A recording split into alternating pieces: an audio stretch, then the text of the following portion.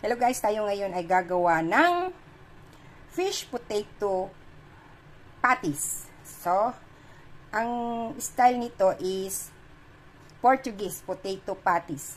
Gagamitan natin siya ng salted fish. Malaking isda siya, katulad siya nito. Yan. Marami siyang asin. Nakikita nyo yan? Asin yan. Yan. Ang gagawin natin sa ganito, ito ay ating i-steam. First, we need to soak this to the water for at least 2 days. Lagi mo siyang hugasang change water. Then, after 2 days, i-steam mo na siya. Lagyan mo siya ng maraming sliced ginger. So, pag na-steam mo na siya, kailangan mo na siyang himayin. Katulad nito, himay ko na siya. Wala na siyang tinik. Then, tatadta rin natin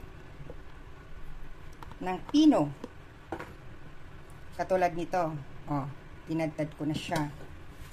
Then, habang tinatadtad ko to, nag-steam ako ng potato or patatas. So, ganyan guys. Kailangan natin pinuhin para pag ginawa natin siyang cake or bula-bula, hindi siya magtusok-tusok ba. Tiyagaan lang talaga ang paggawa.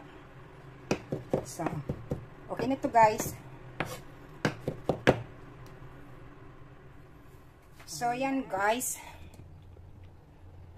Kakailanganin natin ng parsley. So, kailangan natin i-chop yung parsley. Then, ilalagay natin, mince din natin siya. Sasamahin natin dyan. Yan, ganyan, maghiwa ng sibuyas. Yung iba, hindi nakakatagal sa paghihiwa ng sibuyas dahil pinapaiyak daw sila. Sa akin naman, okay lang naman, pero may time naman talaga na naluha ako dito. Pero sa ngayon, wala siyang talab sa akin ngayon. Matalas yung knife ko, kaya dahan-dahan baka makasali ang aking balat sa aking hinihiwa. So ayan guys, ganyanin lang natin. So yun na yan guys.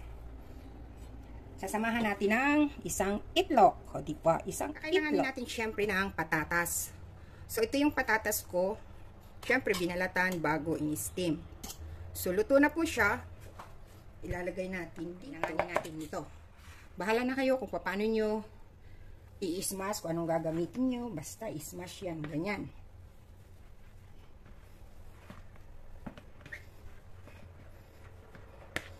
Kailangan malamig na siya bago ihalo yung onion, yung parsley, yung egg. I-smash natin ng maayos. Durugin mo kung saan ka galit. Isipin mo. Diyan mo ibuhos lahat ng sama ng loob mo. Sige, daganan mo. Diba? Guys, ito yung kawali natin. Non-stick. Wala siyang oil. Nakikita nyo? Kailangan natin siya stir fry na matuyo siya. Maalis yung kanyang mga tubig-tubig dyan.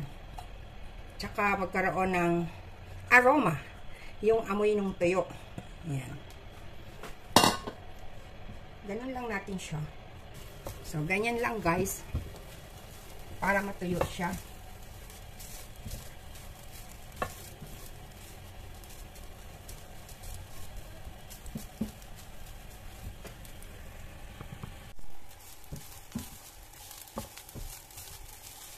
So, ganyan. Sarap ng amoy. Patus-tustahin natin ng konti. Para na siyang tuyo. Amoy tuyo. Inihaw na tuyo. Tapos, paghahaluin natin ito, tsaka ito, dinhayaan natin silang lumamig. So, ito na guys, ang ating smashed potato, tsaka yung ating salted fish. Okay na siya, malamig na. Minix ko na. Siyempre, lalagyan natin ng paminta, black pepper. Yan.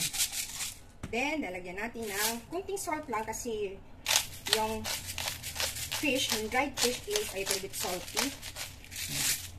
Then, lalagyan natin ng chicken powder or magic sarap. Diba?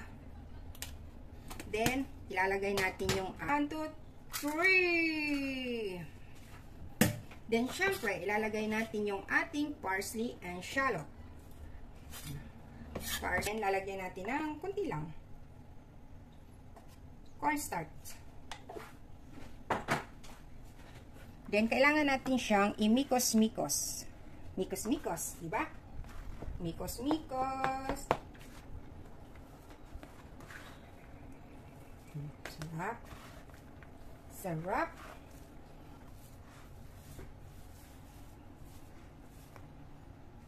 So, ito na guys. Tayo ngayon ay magbibilog-bilog na. Siyempre, dapat malinis na yung kamay natin. Pwede mo naman gawin na naka-gloves ka. Pero, no need gloves. Naglinis naman tayo ng kamay natin. Then, lalagyan ko po ng konting oil kasi dumidikit po ito. Pwede naman kasi ito ganito. Kaya lang, matagal, maarte. Diba? So, kamayin na lang natin. Kasi, kailangan bilog. Bilog ba? Hindi naman bilog. O, diba? O. So, ganun lang yan, guys. O, ganun lang siya.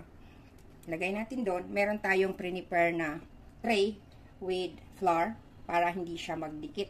So, ayan siya. So, ganun gagawin natin. There's no need na makutsara. Ang tagal-tagal yan. Ito na, guys, ang aking nagawa. So, ilalagay natin sa freezer para tumigas siya. Then, ilalagay natin sa plastic. Di naman ito kakainin ngayon. So, ganyan ang paggawa. Init na yung ating mantika. Then, ilalagay natin. Actually, luto na to. Iinit-initin lang natin, diba?